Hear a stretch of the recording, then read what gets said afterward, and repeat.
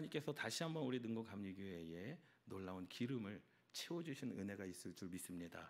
그때 하나님께서 기름을 부어주실 때 우리 성도님들의 삶 가운데도 준비된 그릇 가운데 기름이 부어지는 은혜가 있을 줄 믿습니다.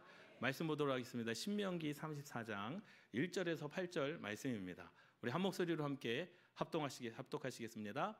모세가 모압 평지에서 느보산에 올라가 여리고 맞은편 비스가 산꼭대기에 이르매 여호와께서 길르앗 온 땅을 단까지 보이시고 또 온 납달리와 에브라임과 므낫세와 땅과 서해까지의 유다 온 땅과 내 집과 종려나무의 성을 여리고 골짜기 평지를 소알까지 보이시고 여호와께서 그에게 이르시되 이는 내가 아브라함과 이삭과 야곱에게 맹세하여 그의 후손에게 주리라 한 땅이라. 내가 내 눈으로 보게 하였거니와 너는 그리로 건너가지 못하리라 하시매 이에 여호와의 종 모세가 여호와의 말씀대로 모압 땅에서 죽어 벳부올 맞은편 모압 땅에 있는 골짜기에 장사되었고 오늘까지 그의 묻힌 곳을 아는 자가 없느니라.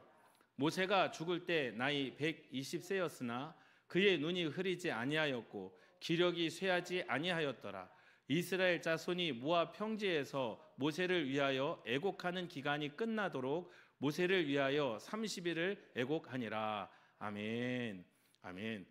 오창익 선교사님이십니다. 우리 불가리아, 우리 작년에도 한번 오셨었죠. 죽음까지도라는 말씀의 제목으로 은혜를 나누실 때 큰 은혜의 시간 되시기 바랍니다. 우리 오창익 선교사님 나오실 때 우리 할렐루야로 환영하도록 하겠습니다. 할렐루야.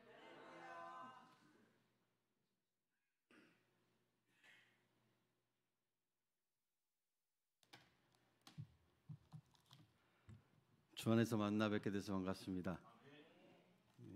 지난번에도 금요일 날 불러주셨는데 되게 부담되네요. 오랜만에 기도원 올라온 느낌으로 찬양을 해가지고 너무 좋았어요.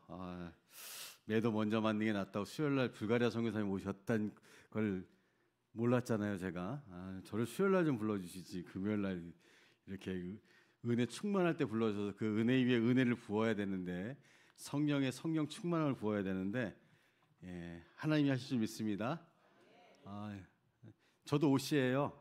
네, 우리 오 목사님한테 제가 참 귀한 섬김을 너무 많이 받아서 너무 감사하고 코스테스 때 한 몇 년 좀 됐어요. 몇 년 전 같이 이제 코스를 끝나고 불가리아 이렇게 내려오면서 한 방에서 잤어요. 기억하셔요? 어떻게 하다 보니까 한 방에서 다 남자분이라서 어쨌든 둥둥 짝을 져서 잤는데 제가 같은 옷이라고 오 목사님과 같이 잠을 잤는데 제가 그냥 목사님 잠바가 너무 이뻐요, 너무 좋아요 그랬더니 그 다음날 아침에 바로요 옷을 벗어서 입던 건데 죄송해도 이거라도 드리면 안 될까 해서 너무 감사하게 지금도 입고 있어요 제가. 네, 오늘 뭘 벗어주실 게 없는 것 같아요. 네, 감사하고요. 제가 강남에서 이렇게 내비게이션 찍어보니까 한 50분, 1시간이면 오더라고요. 그래서 여유있게 1시간 반 전에 출발을 했는데 여기까지 오는데 얼마나 걸렸을 것 같아요? 한 3시간 걸렸어요. 오늘 본전 뽑아야 될 것 같아요. 3시간 걸렸으니까 설교를 3시간 해도 될까요? 철회하기도 이렇게 제가 부교육자 할 때 제가 저희 장인어른이 목회를 하시는 거기에 부교육자라는데 그때는요 10시에 시작해가지고 새벽 4시 50분에 저기 그 철야 기도가 끝나고 10분 쉬었다 다시 새벽 기도했어요. 죽는 줄 알았어요. 저는 이제 선교사로 선교지에 나간 게 20년 됐어요. 안 놀래시네. 지난 토요일날 저희 딸이 결혼했어요. 안 놀래시네. 다들 놀래는데 되게 젊어 보이는데 되게 젊어요. 네. 제가 파키스탄에서 6년 사역했고 불가리아에서 이제 14년 됐습니다. 지난번에 수요일에 오신 선교사님들 제가 좀 연차가 좀 더 돼요. 제 짬밥이 좀 더 된다는 얘기예요. 선교사로 살면서 하나님께서 각 나라마다 저에게 부어주시는 마음들이 있었습니다. 아마 목사님도 아마 목회하시면서 하나님이 특별히 능곡감리교에 오시면서 주셨던 이렇게 사역지를 옮기고 저같이 선교지를 옮겼던 사람은 특별한 정말 그런 마음들이 아니면 정말 옮기기가 참 쉽지 않은 것 같아요. 지난번에도 해서 제가 잠깐 간증 겸 이렇게 선교지를 소개하자고 얘기했는데 다 잊어버리셨을 거라고 생각하고 또 한 번 더 얘기하고 예 하도록 하겠습니다. 저는 원래 전도사 이제 한국에서 부교육 제가 부목사까지 10년 했어요. 그러니까 사역만 30년 했어요. 30년. 예, 많이 했죠. 예, 제가 이제 강도사고 감리교는 강도사가 없는데 저는 장로교 목사인데요. 강도사 고시가 있어요. 뭐 준목이라고 하나 여기는 우리 수련목 이런 예. 제 강도사 고시를 볼 쯤에 저희 제가 아이가 넷이에요. 뭘 해도 놀래진 않네. 놀래진 않아. 아이 넷이신 분 계세요? 그렇죠. 좀 놀래주세요. 9명도 계세요? 능히 당할 자가 없네요, 제가. 네. 그래서 한재성 선생님, 네.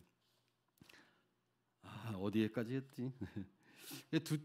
제가 이남이년데 둘째 아이가 17개월 때 소아암에 걸렸어요. 뭐 그 얘기가 너무 기니까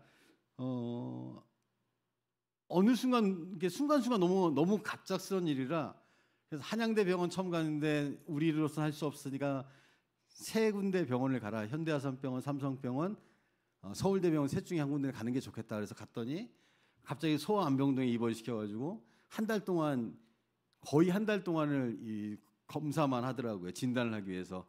그래서 판정을 받았어요. 신경모 세포종이라는. 그러니까 쉽게 말하면 신장에 암이 붙어 있었어요. 그때가 몇 개월이냐면 17개월. 그러니까 2살이죠, 2살 때. 그리고 의사가 이제 진단을 다 검사를 끝내고 진단을 해주면서 희귀병, 뭐 100만 명 중에 1명 걸리는 병이고 지금 이 아이 상태는 의학적으로 할 수 있는 게 아무것도 없다. 그리고 시한부를 판정을 받은 거죠. 그냥 편안하게 그냥 아이와 시간을 보내주는 것이 나을 것 같다. 그때 저한테 직업이 뭐냐고 제가 전도사였거든요. 전도사입니다 했더니 저를 정말로 세상에서 가장 불쌍한 사람처럼 쳐다보면서 이 병원 돈이 많이 드는데요. 이렇게 혀를 차시면서 어떻게 항암 치료도 해보실래요? 그렇게 해서 안 할 수가 없어요. 지푸라기도 잡아야 되니까. 그래서 항암 치료를 하고 종양 제거 수술하고 항암 치료 9차까지 했습니다. 그러면서 제가 아이 그 종양 제거 수술하는 날 제가 강도사고시를 봤어요. 강도사고시. 이제 이 시험을 보면 1년 있다 목사 안수를 받는 거거든요. 야, 내가 아들 죽어가는데 이 시험이 뭔 의미가 있냐. 그렇게 생각해도 우리 집사람이 그 전에 이제 시험 보기 전에 또 논문 뭐 주예도 넣고 논문도 넣고 막 여러 가지 넣어요 미리. 그거 아깝지 않냐. 어차피 당신 이런 상태로 떨어질 거니까 그냥 시험 한번 봐. 근데 합격을 했어요. 아이도 그 종양 제거 수술을 이 종양이 너무 커가지고 수술을 할 수 없는데 한번 열어보고 수술할 수 있으면 하겠다라고 했는데 정말 감사하게 전이가 하나도 안 되고 의사 선생님 얘기로는 종양이 너무 이쁘게 생겼대요. 이렇게 동그랗게 이쁘게 생겨서 잘라냈다고 그렇게 얘기해 주셨어요. 왜 하나님이 제가 젊을 때부터 주의 종으로서 열심히 주의 일들을 감당했는데 이런 어려움이 왔을까? 이런 힘든 일이 왔을까라는 기도하면서 하나님이 제게 내가 너를 선교사로 불렀는데 왜 너는 자꾸 목회하려고 그래? 이제 나가야 되지 않겠어? 뭐 그런 마음을 주셔서 네 나가겠습니다. 그래서 그럼 어디로 가야 되죠? 하나님 선교사라는 걸 생각도 못했는데 근데 생각해 보니까 제가 부교육자 사역을 할 때 선교팀을 데리고 어디 가냐면 파키스탄이라는 나라 갔어요. 파키스탄. 그 생각이 난 거예요. 가본 데 가야지 그래도 안 가본 데 갈 수 없고 뭐 또 정탐 가고 뭐 또 하고 가기는 너무 그래서 그냥 그럼 파키스탄으로 가야겠다고 아무 생각 없이 갔어요. 근데 문득 무슨 생각이 들었냐면 선교팀들을 데리고 파키스탄 나우라는 곳으로 선교를 갔는데 거기가 굉장히 무덥거든요. 한국만큼 무더운 굉장히 더운 나라예요. 덥고 막 전기도 잘 안 들어와서 깜깜한 나라. 그래서 우리 팀들은 비행기 딱 내리자마자 그 무더운 날씨를 딱 만나면서 느끼면서 뭘 했냐면 이분들은 막 기도하더라고요. 뭐라고 했는지 모르겠는데 제 생각에는 하나님 이 땅 가운데 구원의 역사가 일어나게 하여 주시고 이 땅 가운데 주의 영이 함께 하여 주시고 뭐 그렇게 했던 것 같아요. 저는 어떻게 기도도 안 했어요. 저는 솔직히. 저는 이게 너무 깜깜하니까 답답하기도 하고 너무 덥고, 그래서 제 입에서 툭 나오는 소리가 하나님 감사합니다가 아니라 하나님 여긴 사람 살 데가 못 되네요라고 그렇게 얘기를 했어요. 자, 1년 후에 제가 거기에 장기 선교사로 갔어요. 장기 선교사로. 아이를 항암 치료만 끝나고 그 아이를 데리고 우리 가족들 다 데리고 파키스탄에 갔습니다. 항상 의사가 제가 파키스탄이라는 곳에 선교사를 나간다니까 저에게 그랬어요. 젊은 친구가 뭐라고 했지? 참 무식하다고 무지하다고 이런 식의 얘기했어요. 아이가 난 것도 아니고 얘는 100% 재발져 죽는 아이를 뭐 하다 미쳤다고 했지. 미친놈이라고 했어요. 어떻게 이 아이를 데리고 뭐 선교지를 나간다고 정신 차리라고. 그래 데리고 나가겠습니다. 그리고 그러니까 의사가 불쌍히 여기서 6개월에 한 번씩 들어와서 검사를 해라. 제가 나가보니까 나오기가 쉽진 않더라고요. 한 1년에 한 번 들어와서 검사를 했는데 아이를 데리고 선교지에 그 항암 치료가 끝나고 그 아이를 선교지에 데리고 갔어요. 그 아이를 보면서 제가 나태하고 게으르면 하나님께서 언제든 이 아이를 데려가시겠다는 생각이 들어서 정말 죽기 살기로 선교지에서 제가 거기서 파키스탄에서 학교를 했어요. 학교를. 그래서 유치원부터 초등학교, 고등학교까지 학교를 세웠어요. 정말 목숨 걸고 했어요. 그래서 제가 어디를 갈까 했더니 이렇게 보니까 누구한테 얘기 들어보니까 크리스찬들이 제일 많이 사는 동네가 있대요. 그래서 이름도 요한나바드, 요한의 땅. 아, 좋잖아요. 그래서 그곳에 들어가면서 야, 여기에 그 현지 목사를 만났더니 여기 학교가 없으니까 학교를 세워주면 좋겠다. 그래서 제가 정말 죽기 살기로 그 얘기를 하면 뭐 오늘 밤새야 돼요. 죽기 살기로 했어요. 학교가 커지더라고요. 되더라고요. 내가 열심히 하니까 돼요. 내 의를 가지고 열심히 목숨 걸고 하니까 되더라고요. 그러니까 들어가서 정신 차려 보니까 그곳이 어떤 지역이었냐면 크리스찬들이 술을 만들어서 무슬림에게 팔고 마약을 팔고 청부살이를 하는 정말 그 뭐라 그러죠? 그 범죄의 도시. 이 경찰도 그곳에 들어가기를 포기한 동네였어요. 얼떨결에 들어갔는데 죽기 살기로 하니까 되더라고요. 그래도 사람들이 저를 주변의 동료 선교 사람들이 저를 막 칭찬했어요. 어떻게 그 동네 가서 그렇게 살고 하고 어떻게 이렇게 빨리 자리 잡았냐고. 죽기 살기로 하면 돼요. 예, 죽기 살기로 하면 되더라고요. 사람들의 많은 칭찬을 들으면서 좀 우쭐대게 되더라고요. 뭐 이런 데서 제가 이제 감이 안 오시니까 제가 학교를 새 건물을 이렇게 뭐 건축한 건 아니고요. 이제 집을 렌트해서 건물들 렌트해서 리모델링 해가지고 학교를 했어요. 유치원 하나, 초등학교 하나, 중고등학교 하나 이렇게 학생 수가 한 350명 됐고요.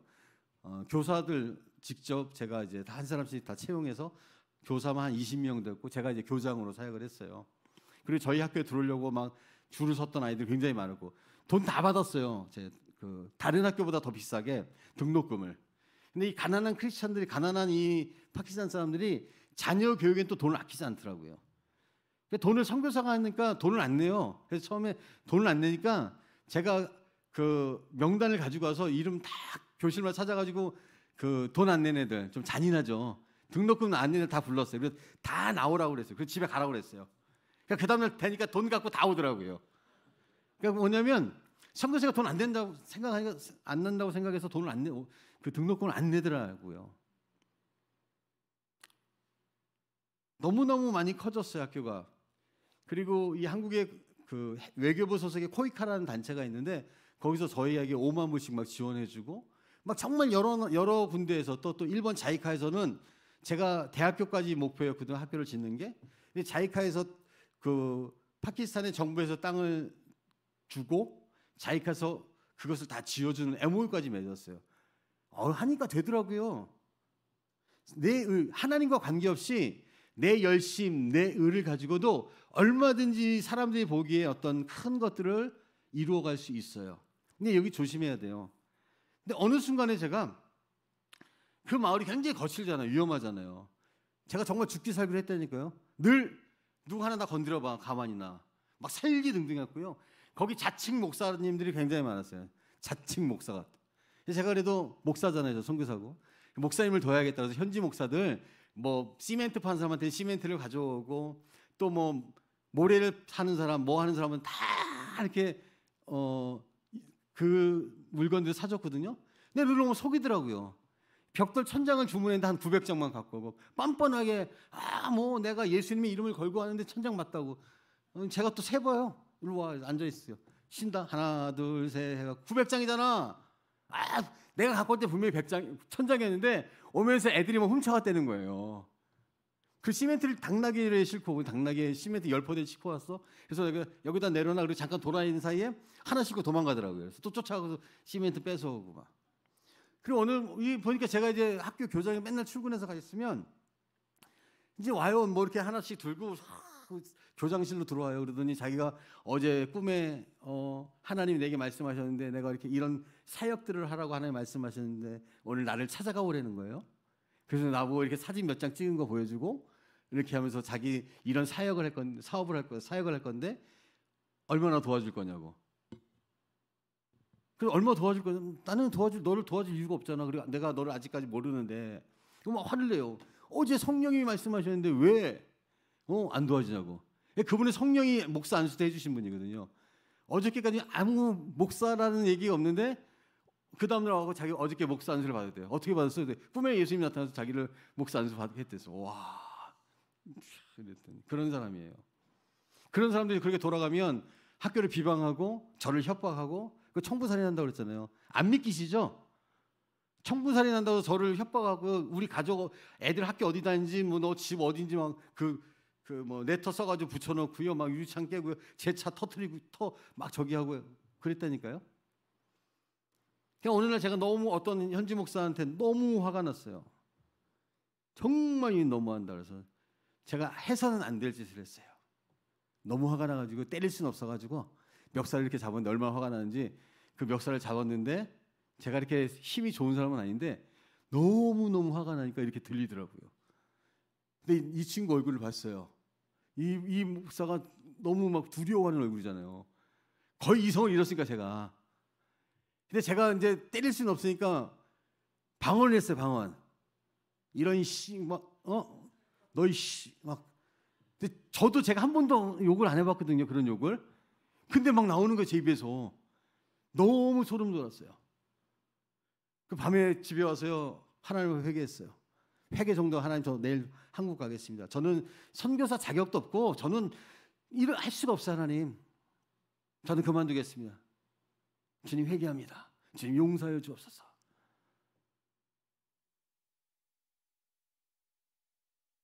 그 떠나려고 했어요. 그리고 하나님께 기도했어요. 마지막으로 기도하고. 근데 주님께서 한 번도 저를 사역에 대해서 칭찬을 안 해줬거든요. 사람들의 칭찬은 막 들리는데 정작 하나님은 침묵하셨어요. 저 앞에서. 그래서 하나님 내가 그렇게 열심히 했는데 하나님 왜 이렇게 내가 아들 항암치료 끝나고 데리고 와서 이 고생에서 그렇게 죽기 살기 위협과 많은 그 어려움 속에서 이렇게 했는데 왜 하나님 왜 내게는 한마디의 어떤 칭찬도 위로도 격려도 사랑하는 어떤 이것도 하나도 없으시냐고 막. 저는 사랑이 없어서 떠나겠습니다. 막 정말 막 하나님 불평도 하고 그 뭐라 그래 한국말이 잘 생각이 안 나요. 막 응석도 부리고 막 그랬어요. 근데 주님이 저에게 이렇게 말씀하셨어요. 사랑하는 내 아들아 그랬어요. 근데 한 번도 열심히 이렇게 할 때는 한 번도 그렇게 말씀 안 해주셨는데 내가 막 하나님의 응석 부리고 막 이러니까 불평 원망하니까 처음으로 저에게 사랑하는 내 아들아 그러더라고요. 그러면서 뭐라고 말씀하시냐면 나는 너를 사역으로 평가 안 하는데 너는 왜 자꾸 사역으로 평가받으려고 그래. 난 네가 이 땅에 묵묵히 있는 그거 하나만 난 너무 기뻐. 이렇게 말씀하시는 거예요. 그러면서 저에게 하셨던 한마디 너 내 마음 아니 그랬어요. 그 한마디에 제가 꿍했어요. 하나님과 무관하게 내 열심, 내 의지 이걸로 사역을 했던 거예요. 고민하기 시작했어요. 하나님 그럼 어떻게 해야 됩니까? 그때 하나님께서 저에게 너무 얘기가 기니까 하나님이 한 영혼이라는 마음을 주셨어요. 이 한 영혼에 대한 마음을 주셨어요. 이게 도대체 뭘까? 제가 너무 사역에 열심히 하고 막 번아웃이었어요. 번아웃. 지쳐가지고 이제 다 견디다 못해 쓰러져서 막 죽고. 근데 이제 불가리아에 제 친구가 있어요. 친구 친한 이제 저 신학교 동기인데 이러다 동기 죽겠다. 그래서 자기가 유럽에 사니까요. 유럽에 와서 좀 좀 쉬었다 가라. 유럽이란 말에 혹해가지고 저희 아내 꼬시하고 우리 유럽 갑시다. 그래서 제가 둘이 아들 하나, 셋째 데리고 유럽으로 쉬러 갔어요. 이 친구한테 속았어요. 자기를 뭐 쉬어서 여행도 시켜주고 막 아름다운 유럽 여행, 그 파키스탄의 그 무지한 곳에서 그냥 열악한 곳에서 유럽 간다니까 좋아가지고 뭐 그냥 유럽 처음 가는 거거든요. 그리고 갔는데 이 친구가 자기 사역지로 자랑하면서 설교만 시키는 거예요. 시골교회 다니면서. 파키스탄 선교사 왔다고, 신기하다고. 그래서 또 하려니까 해야죠. 설교했어요. 그래서 이제 끝나고 이렇게 인사하잖아요. 뭐 은혜 많이 받았습니다. 뭐, 아유 감사합니다. 말씀에 너무 뭐 이렇게 하잖아요. 우리 한국 분들. 오늘 그렇게 하시라고, 은혜 받았습니다. 이렇게 저한테 하시라고요. 이분들이 손을 이렇게 한 손 이렇게 놓고 애들도 이렇게 놓고 저한테 와가지고 한 손 딱 금방 어른한테 한 손 딱 이렇게 놓고 하는데 뭐라고 해요? 내 불가리말 모르니까 그때는 뭐라고 막 하더라고요. 그리고 또 할머니 나와서 손을 악수를 하면서 투박한 손을 내면서 뭐라고 해요? 똑같아요. 근데 말은 똑같더라고요. 그러니까 슬라마나 보가, 하나님께 영광, 이렇게 계속 이렇게 하나님께 영광, 하나님께서. 근데 그 말이 몰랐어요. 친구한테 나중에 끝나, 야, 저 사람들 저한테 나한테 뭐라고 하는 거냐 그랬더니 슬라마나 보가, 하나님께 영광. 우리 불가리아 성도들이 다 이렇게 인사해. 그렇게 얘기를 해주더라고요. 다시 파키스탄에 왔어요. 근데 그 말이, 그 할머니 할아버지의 투박한 그 손이, 그 감동이, 저를 잡은 손이 어떤 느낌이었냐면, 사도 바울이 이제 아시아로 가기를 원했지만 마케도니아 환상을 보잖아요. 마케도니아 사람이 하나 나타나서 뭐라고 얘기해? 바울에게 건너와서 우리를 도우라. 그 한마디 말 듣고 바울이 유럽, 지금 그리스예요.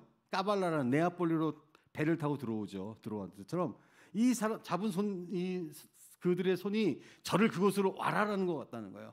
마치 제가 바울은 아니에요. 마케도니아의 그 사람들이 건너와서 우리 도우라는 것처럼 건너와서 우리를 좀 도와하는 느낌. 그래서 아까 주셨던 그 첫 한 영혼에 대한 마음. 제가 어렵게 선교지 갔잖아요. 저는 그 목회자에 대한 콜링보다 선교사로 가는 콜링이 더 강했고, 이 콜링보다 사역지를 옮기라는 콜링이 더 강했어요. 제가 20년 사역했다고 그랬잖아요. 어떻게 하나님 전혀 대륙도 다르고 뭐 무슬림 나라에서 정교의 나라로 뭐 여러 가지 다른 나라로 저를 왜 사역지 그를 옮기십니까? 라는 생각을 많이 했어요. 그래서 제가 결단했어요.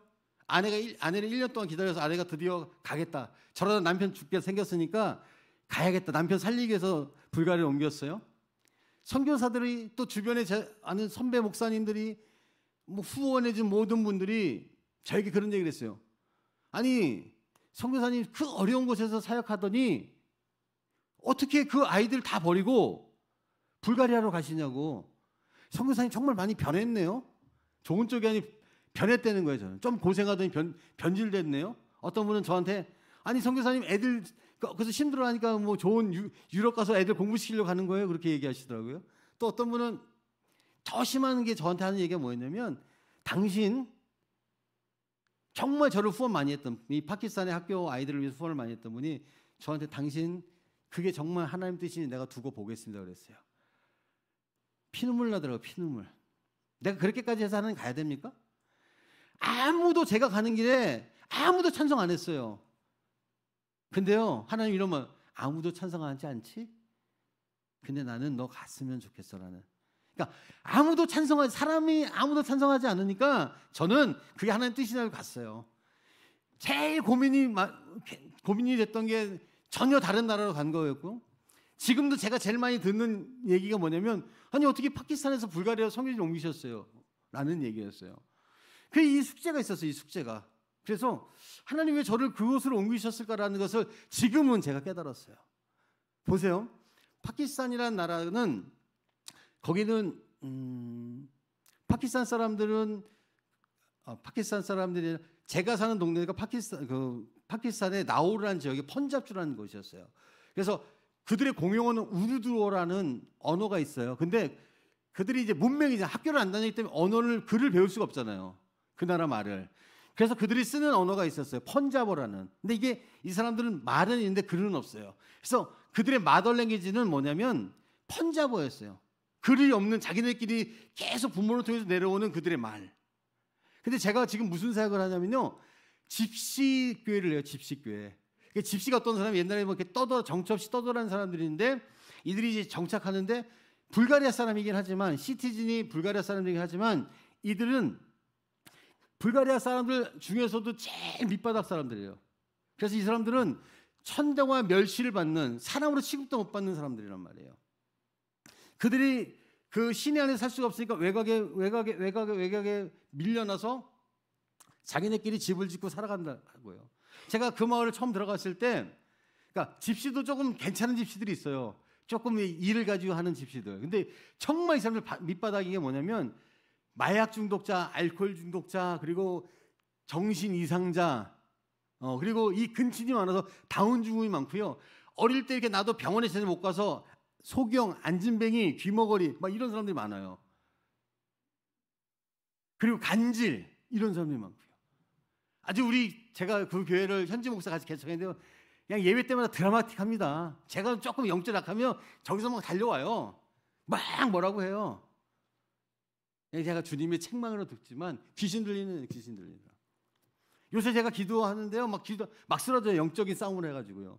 여러분, 영적 전쟁터라고 보시면 되는데, 영적 전쟁터 가운데 뭐가 있냐면 또 성령의 역사도 나타나요. 제가 이렇게 우리말로 영빨이 센 사람이 아니거든요. 저는 이렇게 보수적인 사람이에요. 막 은사도 별로 이렇게 안 하는 사람이고, 제가 방언도 하지만 방언을 안 하는 사람인데, 요새 막 기도해달라고 해서 기도하면 막 그 자리에서 막 쓰러져요. 제가 그런 사람이에요. 오늘 기도 한번 해드려요?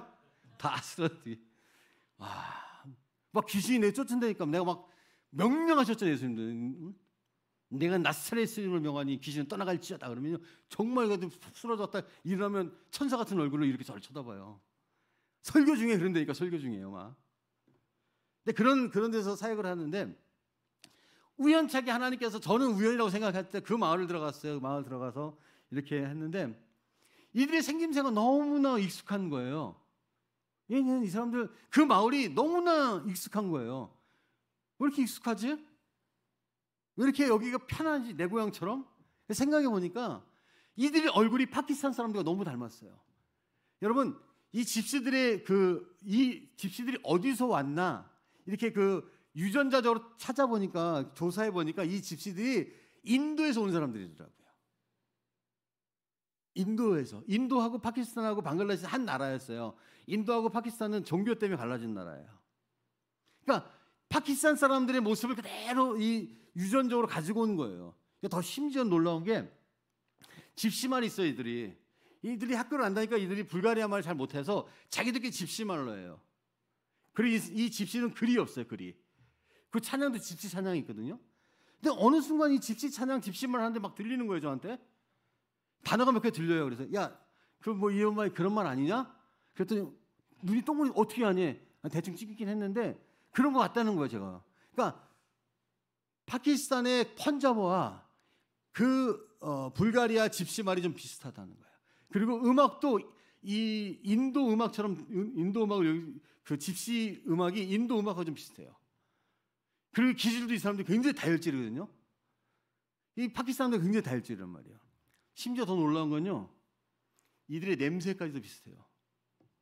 그리고 장소가, 내가 요한나바다는 파키스탄에서 거룩한 요한의 땅이라는 그곳과 지금 집시들이 제가 사역하는 그 마을의 모습이 너무나 같아요. 야, 하나님이 저를 이렇게 훈련 시켜서 여기까지 인도하셨구나. 이 사람의 생각으로는, 이성적으로는, 경험적으로는, 지식적으로는 정말 말도 안 되는 것이죠. 말도 안 되는 것은. 하지만 하나님의 예비하심, 인도하심, 이끄심과 역사하심. 제가 한 영혼이 천하보다 한 영혼이라는 단어를 주셨다고 그랬잖아요. 이 숙제를 못 풀었어요, 처음에. 이 숙제를 풀기 전까지 내가 교회 개척 안 한다. 저도 한다면 하거든요. 주님 시킬 때까지 내가 안 한다. 파송교회 잘렸어요. 안 한다 그래도. 주님이 말씀하지 않으면. 근데 어쩌다 교회를 개척을 했어요. 예, 현지 목사하고. 그곳에 왜 제가 들어갈 수가 없으니까. 마침 참 감사한 게 현지 목사가 그 끝에 살았어요. 끝에. 그래서 저를 만나면서 그 집 자기 집 신방지 마을에 제가 갔더니, 불가리아 이거 아름다운 유럽에 이런 동네가 있을까? 이렇게 사는 사람도 있을까? 정말 비참하고 처참하게 살아가는 사람들 보면서 그들에게 그 목사에게 제가 처음 던진 얘기가 뭐냐면 여기 교회 있냐를 또 없다는 거예요. 그럼 하나님이 너를 목사로 세운 건 이곳에 하나님의 교회를 세우기 위함 아닐까? 했더니 너 나는 먹고 살기 힘들어서 어려워서 못한다는 거예요. 그래서 하자. 그래서 제가 꼬셔갖고 우리 가정하고 목사님 가정 두 가정에서 교회를 시작을 했거든요. 그래서 전도해야 되잖아요. 거기 5천 명이 모여 사는데 아무도 예수 안 믿는 사람들, 예수를 알지 못하는 사람들이에요. 황금어장이에요, 황금어장.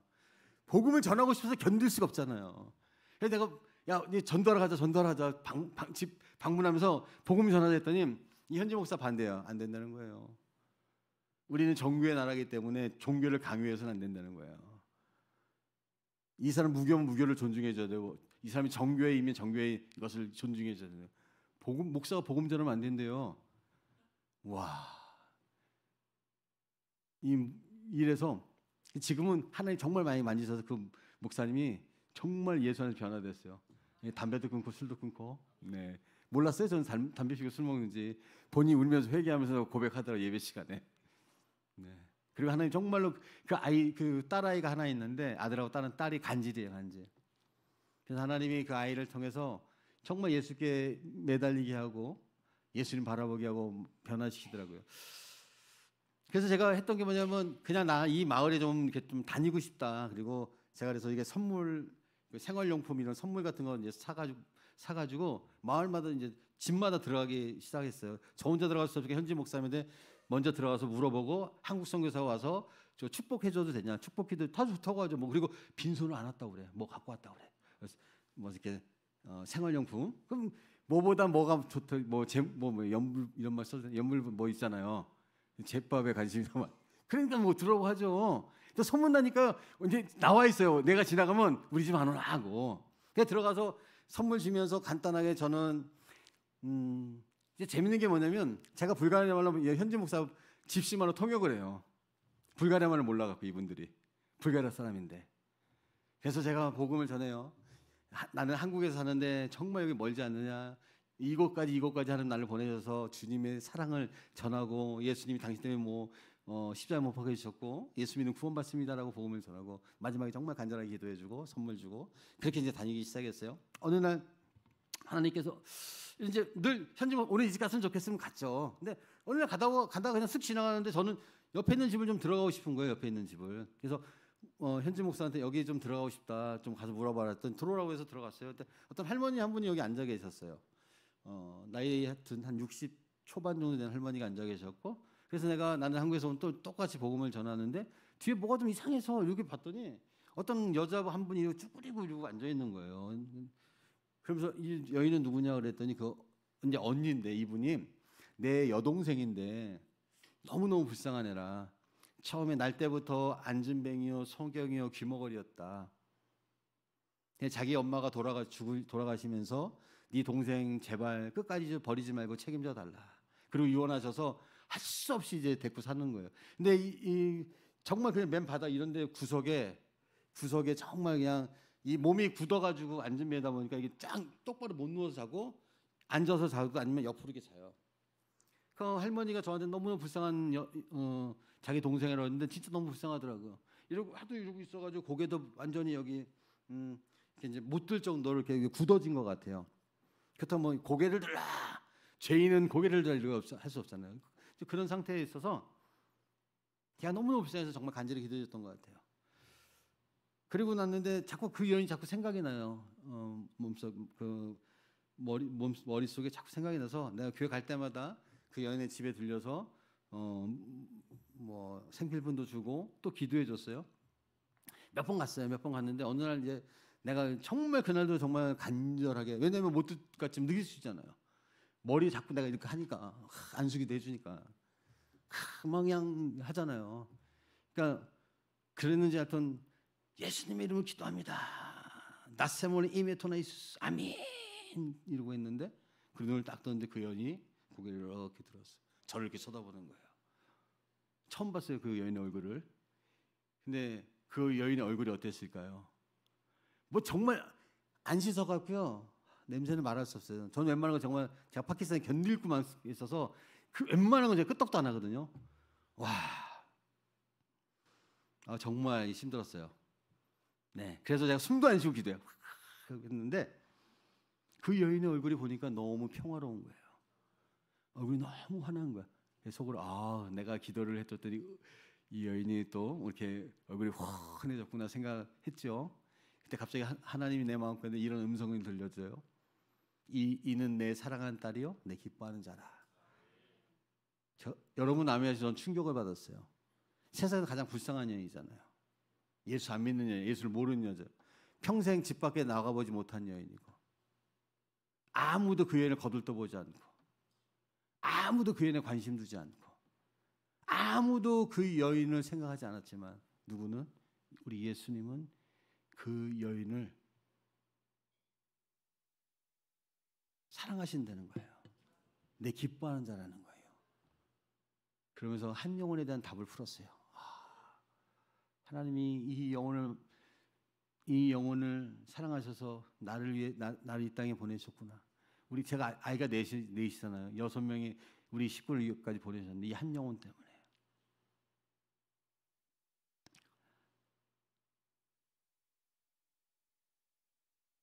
하나님이 저에게 그렇게 말씀하셨잖아요.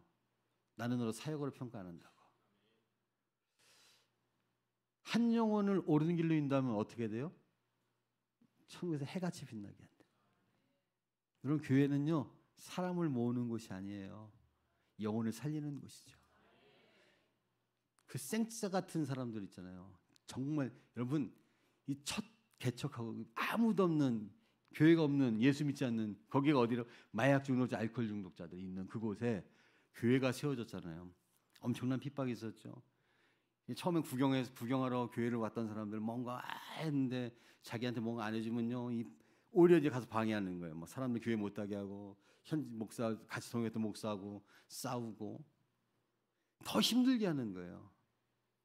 제가 이게 교회를 가려면 그 술집 같은 이제 가게가 있어요. 구멍가게 같은데 늘 하루 종일 가서 술을 먹는 거예요. 술을 앉아가지고. 또 희한하게 내가 주일날 가는 거 알잖아요.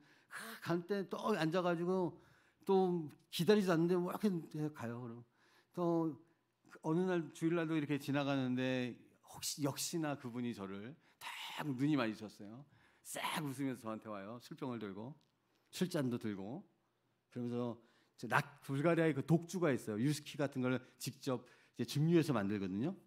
그게 한 40도 정도 된다고 그래요. 마셔보지는 못했어요, 제가. 아쉽게도. 근데 그분이 이런 글라스에다, 전 큰 잔에다 그거를 저한테 쫙 아낌없이 그 귀한 걸 따라주면서 한 잔 마시라는 거야. 마시면 가게 해주겠다고. 내가, 우리 아버지도 그렇고 저희 할아버지도 술을 잘 드셨거든요. 세셨거든요. 저는 예수 믿어서 안 먹었지만 이거 마시고 내가 교회를 갈까? 뭐 이런 생각을 하고 있는데 하나님 저에게 지혜를 주셔요. 야, 네가 교회를 가면 내가 이거 다 마실게. 가자, 나랑 교회. 그랬어요. 그랬더니 뭐러더니 가더라고요. 또 한 번은 지나가는데 두 사람이 한 사람을 정말 막 신나게 패는데 뭐 이 피가 튈 정도로 막 잔인하게 막 패더라고요. 얼마나 겁나요. 딱 보니까 눈이 좀 풀린 것 같고.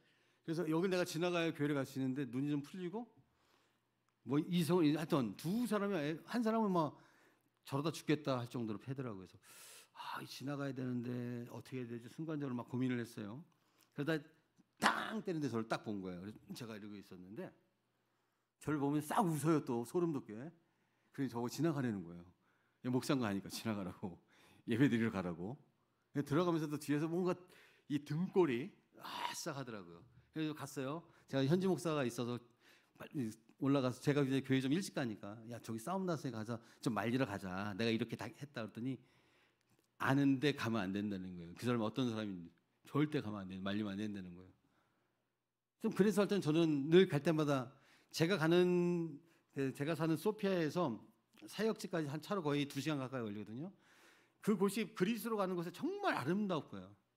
너무 아름다운 곳인데 제가 그렇게 오랫동안 다니면서 그 아름다움을 못 보고 갔어요. 늘 영적으로 긴장하고 그냥 날마다 변화무쌍, 매번 갈 때마다 좀 스펙타클한 거예요. 뭐 무슨 일이 생기고 또 예배 때 어떤 사람이 뭐 어떤 거 할지 몰라서 늘 긴장감을 가지고 있다 보니까 그 아름다움이 안 보이는 거예요. 날 갈 때마다 내가 영적으로 나태해지면요, 무언가 막 어떤 일이 벌어지고요, 어떤 사고가 나고 어떤 뭐 그런 일이 있기 때문에 왜 긴장하고 갔거든요. 근데 그 한 영혼에 대한 답이 풀리고 나서부터는 야, 6월에 저 높은 산에 눈이 있었네. 와, 유채꽃이 피어 있었네. 오, 해바라기도 있네. 하늘의 구름이 저렇게 아름다웠구나. 막 그러고 가요. 찬양하면서. 아직도 늘 영적인 싸움을 하고 있어요. 저는 이제 사람들은 보통 막 늘리잖아요. 한 40명, 7, 80명 모인다 그러고 뭐 등록했던 사람들을 뭐 어쩌다 온 사람들. 저는 막 줄여요. 이렇게 따라 보면 그래도 예수를 나의 구주 영접한 사람들 한 40명 돼요. 기적이에요, 기적. 그리고 아이들이 중고등부 아이들 청년까지 한 20명 되고, 15명 되고, 그다음에 이제 유초등부 아이들 한 20명 돼요. 부모들 아이들이요, 정말 이 다음 세대 아이들이 한국은 다음 세대는 없었지만 거기는 아이들이 소망이 있어요. 이 유초등부, 중고등부 청년부 아이들이요, 전도하러 다니기 시작해요. 토요일만 모여서 기도하기 시작해요. 지들끼리 성경을 읽게 해요. 그리고 부모를 위해서 기도해요. 우리 아빠 술 끊게 해주세요. 우리 아빠 예수 믿게 해주세요. 소망 있잖아요. 그러면서 제가 선교사를 한 20년 해보니까 저 나름대로 이런 생각을 해요. 선교사가 뭘까라는 경험적인, 제 경험의 정답은 아니지만, 선교사는 뭐 하는 사람이냐면 하나님의 죽어지는 미랄이 돼야 된다는 거예요.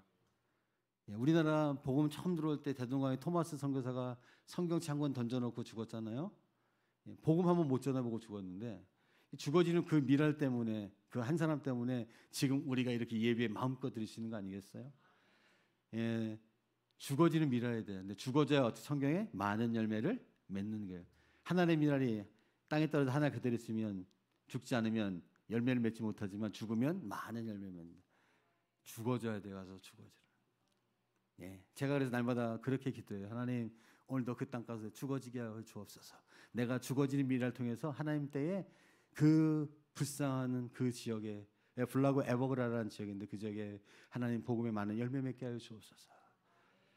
그리고 선교사는 눈물로 씨를 뿌리는 자예요. 열매를 거두러가는 자가 아니라 눈물로 씨를 뿌리는 자예요.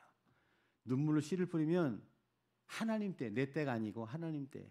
근데요, 한국 교회는 기다려주지 않아요. 그냥 갔더니 가면 금방 교회 개척해서 한 100명, 200명 금방 모이는 거 아니야? 교회 하나 하면 또 옆에 또 하고 또 하고. 너무나 많은 것을 보여지는 그 사역적인 것을 평가한다는 거예요. 교회를 많이 세우면 물론 대단하죠. 귀하죠. 틀리다는 건 아니에요. 근데요, 그 열매들은 내가 심은 게 아니에요. 이미 그 전에 많은 선교사들이 눈물을 뿌렸기 때문에 내가 주스러 다닌 건데요. 남의 거 내 것처럼 주스르면 뭐 온 거예요? 훔친 거죠. 이게 도덕질이라는 거잖아요. 이 선교사는 추수를 걷는 자들이 아니고 죽어지는 미랄, 그리고 그 땅에 눈물을 씨를 뿌리는 자인데, 그냥 예전에 선교사들이 했던 거 자기가 다 거둬들이는 추수꾼처럼 하고 다닌다는 거예요. 그래서 뭐 10교회를 세우고 10교회 뭐 짓고 뭐 또 학교 뭐 막 하잖아요. 다 틀린 건 아니지만, 다 그러시는 건 아니지만, 근데 그러고 평가를 내 한국 교회는. 와, 선교사님 대단하다. 저는 한 교회도 감당을 못해요. 지금도 할 수만 있으면 더 하고 할 수도 없을 것 같아요. 그런 마음이에요. 그런 마음인 것 같아요. 제가 나름대로 이제 사역들을 정리하면서, 그래서 선교사라는, 그래서 내가 날마다 주님 제가 선교사입니다라는 고백이, 하나님 오늘도 죽어진 미랄 되게 하여 주옵소서. 하나님 오늘도 눈물로 씨를 뿌린 자가 되게 도와주옵소서. 하나님 때에 하나님 열매는 하나님만 받으시옵소서. 저는 그걸로 족합니다.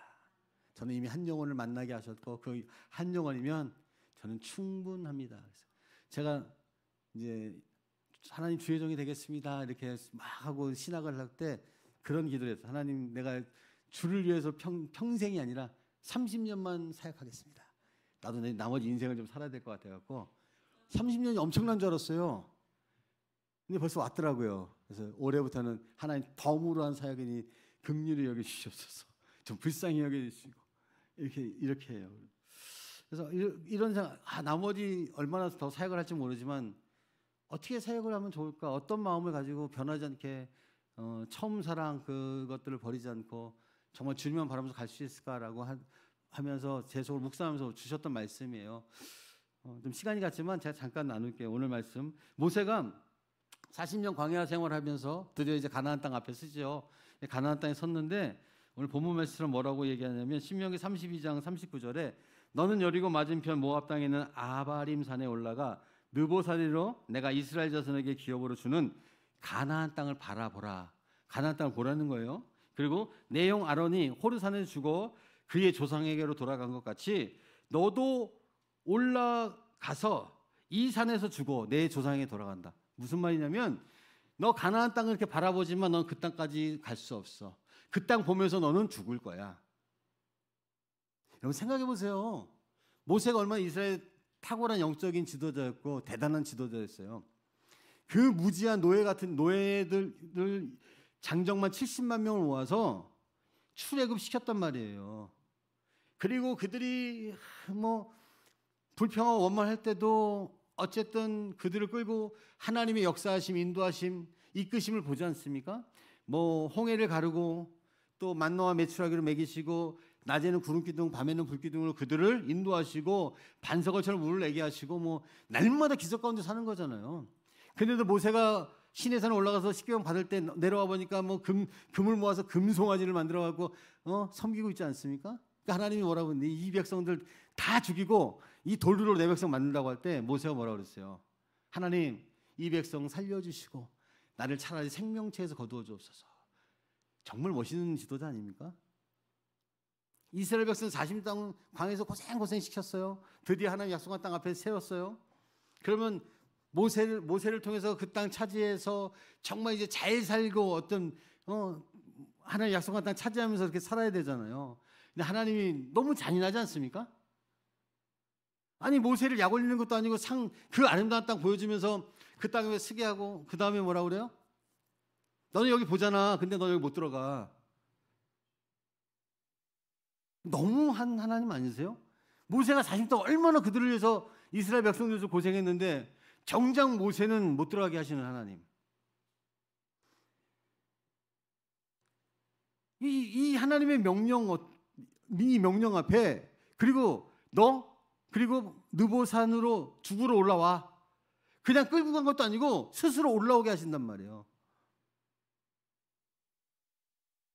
왜 하나님이 모세에게 이렇게까지 하실까요? 살아보시니까 저보다 많이 사신 분이 내가 원하는 대로 내가 예수 믿지만 정말 열심히 주의 일하고 봉사하고 섬기고 헌신했지만 내가 원하는 대로 내 삶이 잘 되어지지 않았어요. 저만 그런가요? 내가 생각한 대로 내가 기도한 대로 되어지지 않는 경우가 더 많을 수 있어요. 내가 정말 금식기도 하고 새벽기도 하고 작정기도 하고 금요철학기도 하고 하나님이 이렇게 드렸는데 때로는 내가 원하지 않는 일들 당한다는 거예요. 뭐 제가 둘째 아이가 그랬었으니까.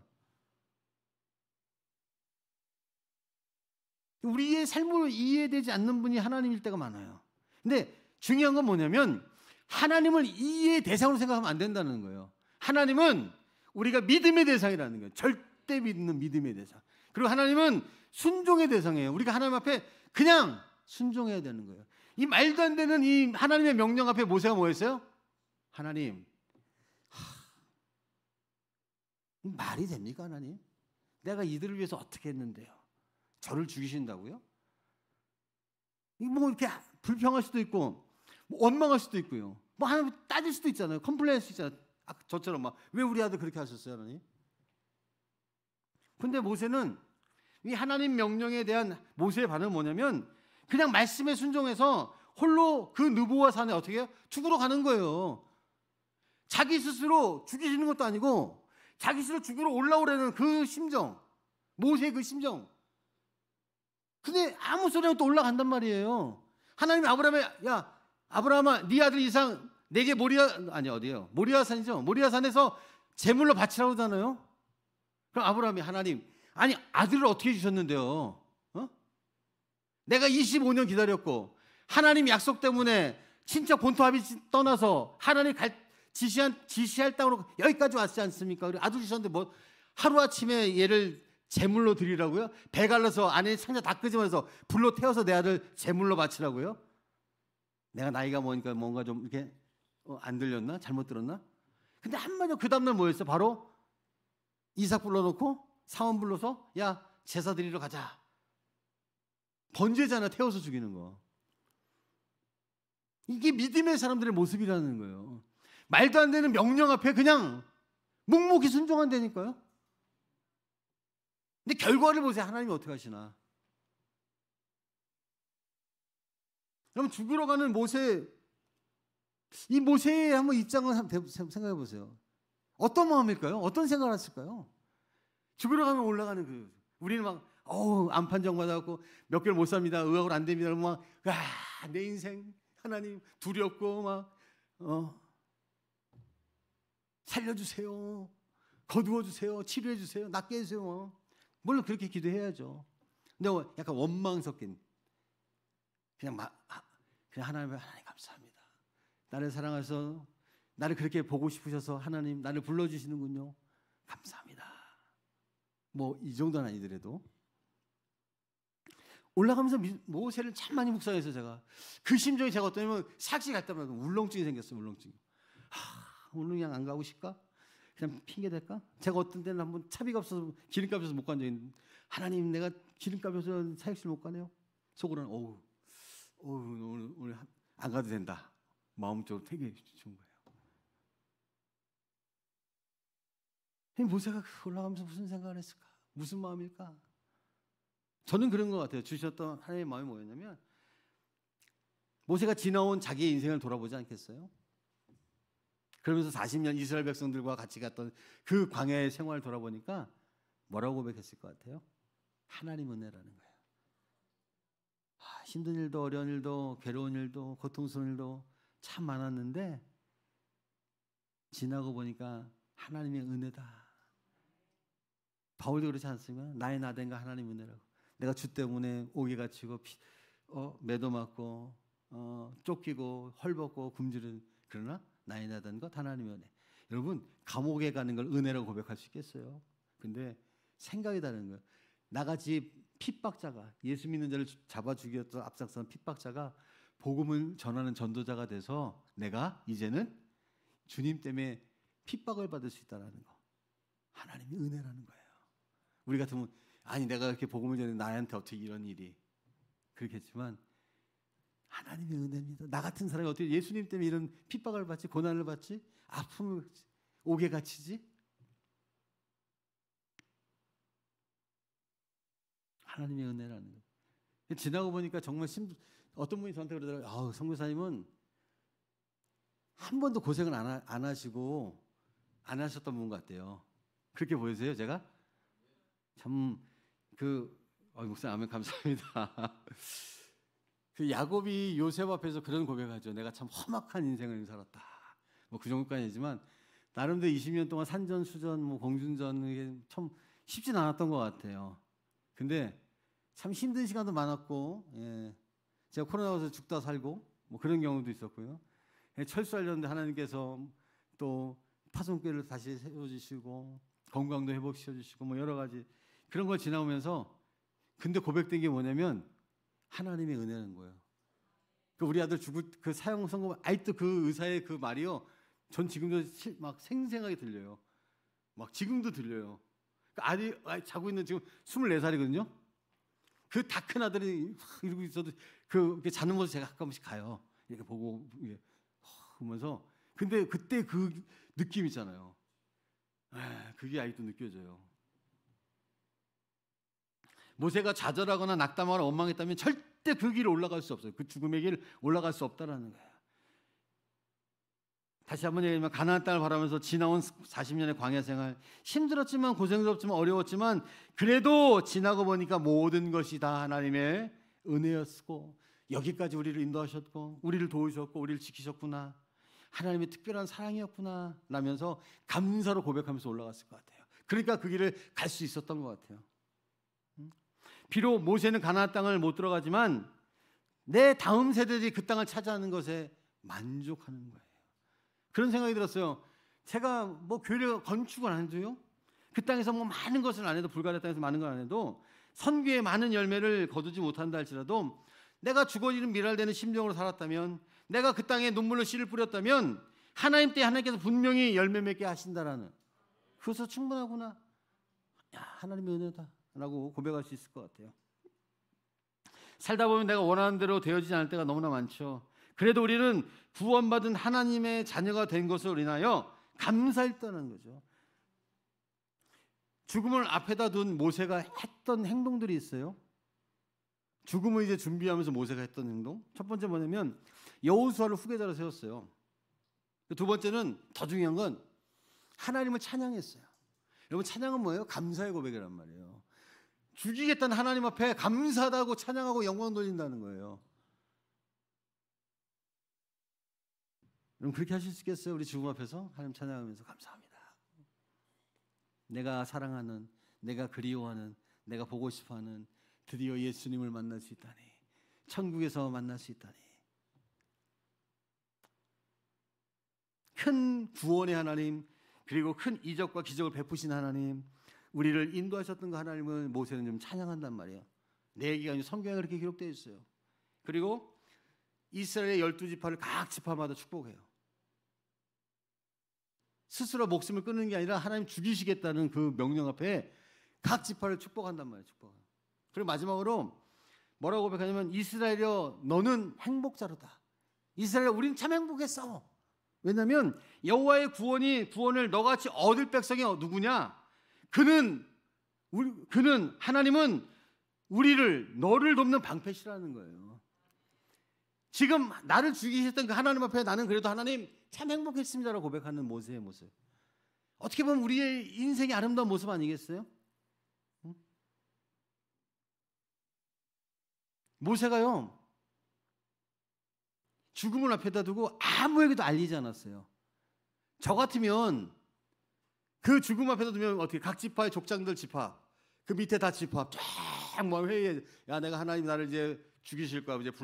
내가 이제 죽으러 올라가야 되는데 내가 없더라도 어떻게 니네들 잘 지파대로 싸우지 말고 차지하고 뭐 유언도 하고 뭐 그래야 되잖아요. 응? 근데 안 하고 혼자 간다는 거예요. 혼자. 또 하나님은요, 대단하신 게 모세 시체를 없애버려요. 못 찾게 해버린다는 거예요. 근데 여러분, 이스라엘 백성들에게 모세는 정말 얼마나 대단한 지도자냐면, 그들이 며칠을 애곡하냐면 30일을 해요. 한 달 동안 애곡을 한단 말이에요. 왜 하나님 그렇게까지 하셨을까요? 왜 하나님 그렇게까지 감추시고 꼭 그렇게까지 해야만 했을까요, 하나님이? 여러분, 모세는요, 이스라엘 그냥 지도자가 아니라 정말 탁월한 지도자예요. 어떻게 보면 하나님과 같은 절대적인 지도자였다는 거예요. 그러니까 모세가 안 내려오니까 그 두려움에 그들이 금송아지 만든 거 아니겠어요? 그러니까 모세가 없어지면 이 이스라엘 백성들 다 오합지졸 될 수 있는 거라는 거예요. 근데 더 중요한 건 뭐냐면, 이 모세가 보이지 않는 하나님보다 더 위대해 보인다는 거예요. 더 신처럼 생각할 수 있다는 거예요. 모세도 그걸 알았고 하나님도 그걸 알았다는 거예요. 그래서 모세를 아예 감춰버리시는 거예요. 또 하나는요, 모세를 차라리, 여러분 성경에 죽음을 보지 않고 들림받은 사람 있죠? 에녹과 엘리야. 그럼 멋있게 뭐 불명을 타고 엘리야가 올라갔던 모세도 그렇게 하면 쫙 뭐 있잖아요. 얼마나 멋있는 방법이 있는데 죽이신단 말이에요. 역시 모세가 우상이 될 수 있기 때문에 그런 거예요. 모세가 자기의 모든 것까지 다 내려놓고 죽음까지도라는 그 말씀은 죽음도 사명으로 받아들였다는 거예요. 모세는 자기의 흔적을 다 지워버리는 거예요. 내가 지워져야 누가 나타나요? 하나님의 모습, 하나님만. 모세 나를 믿는 것이 아니라 이 이스라엘 백성들을 하나님을 믿게 한다는 거예요. 제가 그렇구나, 선교지에서 나를 지워야겠구나. 제가 3월부터는 현지 목사님 다 할 수 있도록 다 했어요. 위에 맞서. 뭐 그렇다고 제가 모세만큼 대단한 사람은 아니에요. 뭐 이렇게 너무 이렇게 존경스럽는 필요 보지 마시고요. 그러면서 우리의 사명을 한번 생각해봤어요. 그냥 나이 들어서 내가 뭐 봉사하기도 어렵고 몸도 아파서 못하고 그러죠. 우리가 할 수 있는 게 있잖아요. 기도하는 거. 우리를 거룩한 그루터기들로 불러주셨잖아요. 기도의 거룩한 그릇. 여러분, 지금 한국교회 뭐 말하지 않아도 더 잘하죠, 저보다. 마지막 때는 악한 우리를 하나님이 거룩한 자녀들로 우리를 세우셨어요. 이 자리 기도하는 자리 우리를 부르셨어요. 정말 이 나라를 위해서 눈물로 기도할 때라는 거예요. 그러기 위해서 하나님 우리를 이 자리에 불러주셨어요. 이 교회를 세워주셨어요. 하나님이 찾으시는 자, 예비하는 자 맞습니다. 저는요, 하나님이 찾으시는 거룩한 자라고 생각해요. 이 거룩이라는 거는 내가 죄를 범하지 것이 아니라 구별된 자. 구별된 자는 구별된 자리에 앉아 있는 사람들. 구별된 거. 우리가 세상 사람과 똑같이 옷을 입지만 우리는 하나님의 거룩한 자녀잖아요. 내가 거룩하니 너희도 거룩하라고 했어요. 세상과 구별돼야 되는데 세상 사람들 못하는 게 우리들의 모습일 때가 너무 많아요. 구별된 데가 아니라 구별된 자들이에요. 한 번 사는 인생이지 않습니까, 여러분? 남은 어떻게 보면 대부분이 산 날보다 살 날이 얼마 안 남죠. 100세 시다고 해도 그죠? 100세에도 다 저도 50 넘었어요. 그러니까 앞으로 살 날이 좀 산 날보다 적잖아요. 우리 인생 가운데 한 번 사는 인생 가운데 내게 주신 사명이 무엇인지 그 사명의 길을 좀 걸어갔으면 좋겠고요. 그 길이 십자가의 길이라는, 찾는 이가 적고 협착해서 가기는 힘들지만 외로운 길이지만 그 길 가운데 누가 있다고요? 하나님이 나와 함께 하신다는 거예요. 그냥 함께만 하는 게 아니라 날 도와주시고 지켜주시고 붙잡아주시고 책임져주시고 인도해주시는 하나님. 예. 멸망이 그 길이 뭐예요? 생명의 길이라고 해요. 성경은. 멸망이란 찾는 자도 많고 넓고 쉬운데 거기 멸망의 길이라고요. 여러분. 이 세상과 타협해서 살면 편하게 갈 수 있지만, 적당히 하면서 편하게 갈 수 있지만 그 길은 주님이 기뻐하지 않는다는 거예요. 주님, 그 길은 멸망의 길이라는 거예요. 여러분, 주님 앞에 우리가 쓰지요. 사람이 한 번 죽는 건 정한 이치 그 후에 심판이 있다고 히브리서 9장 27절인가요? 말씀하죠. 그러니까 우리는 하나님 앞에 씁니다.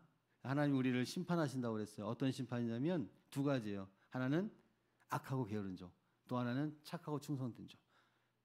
주님이 여러분에게 지금 말씀하시면 어떻게 평가하실까? 나를 어떻게 말씀해 주실까요? 어우, 착하고 충성된 종아. 여러분 들어보셨어요? 사랑하는 내 아들아?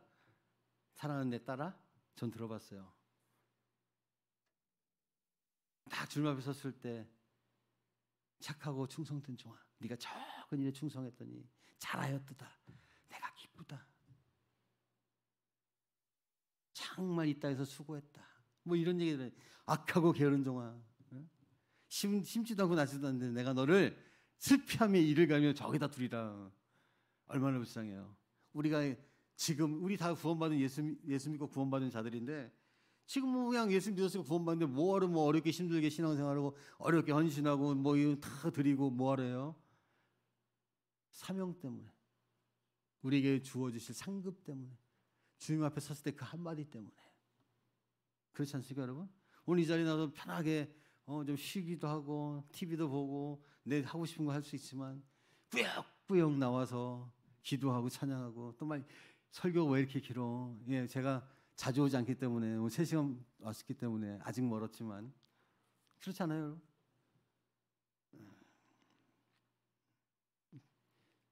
하나님께서 이 능곡 감리교회 피로 값주고 사셨잖아요. 주님 앞에 소아시아 7교회들 책망하고 심판했고 칭찬받았던 교회들처럼 과연 이 교회는 하나님 앞에 섰을 때 어떤 평가를 받을까? 너 덥지도 않고 차지도 않아. 너 첫사랑을 잃어버렸어. 너는 죽은 거야 이미. 저는 이렇게 감사하게도 이번에 와서는 매주마다 이렇게 막 교회들을 다니는데요. 어떤 교회를 보면 좀 답답해요. 어떤 교회 보면 몇 명 안 모이는데도 너무 귀한 교회도 있고요. 뭐 제가 뭐 이렇게 하는 건 아니지만 하나님 보셨을 때 있는 곳 감리교회는 어떨까? 예, 적은 능력을 가지고도 큰 일을 하겠다. 참 잘하였도다. 칭찬받는 교회 되기 원합니다. 귀한 목사님이세요. 오실에서 그런 게 아니고 섬김에 탁월한 분. 생각해 보세요. 수요일날 불가리아 선교사 불렀는데 금요일 또 부르는 게 쉽지 않아요. 아까 말씀해요. 얼마나 부담스럽겠어요. 굳이 안 불러도 되는데요. 예. 그래도 한 선교사님은 그런 마음에 의해서 해주시는 게, 뭐 제가 무슨 엄청 뭐 대단한 사람도 아니고요. 그렇지 않습니까? 여러분 교회에 어떤 선교사님들 섬기려는 그 귀한 마음, 제가 작년에 모르겠어요. 재작년이었더라고요. 이렇게 선교사님들 초대해서 정말 그 아름다운 저녁 만찬을 준비해 주시고 또 제가 기억나는 어머님이 선교사님 그냥 보낼 수 없다 해서 쌈짓돈으로 선교사님 다 여비도 주신 얼마나 귀해요. 인간이 우리도 감동하는데 하나님 얼마나 감동하시겠어요. 그 하나님 감동하시면요 그냥 안 있어요. 그냥 뭐 자녀들이 저도 이제 부모가 돼 보니까 자녀들이 나를 한마디 말이라도 감동시키면 막 다 주고 싶잖아요. 다 꺼내주잖아요. 그러니까 하나님을 감동시키면 하나님도 우리에게 쏟아 부어 주셔요. 쏟아 부어 주세요. 채워주시고 막 부어주시고요, 보내주시고요, 넘치게 해주시는 거예요. 그런 교회가 되기를 원합니다. 네, 다시 한번 우리의 인생 한번 생각해 보시고 주를 위해 살아갈 것을 다시 한번 결단할 수 있는 귀한 시간 되기를 주님으로 축원합니다. 아멘. 기도하겠습니다. 감사합니다, 하나님.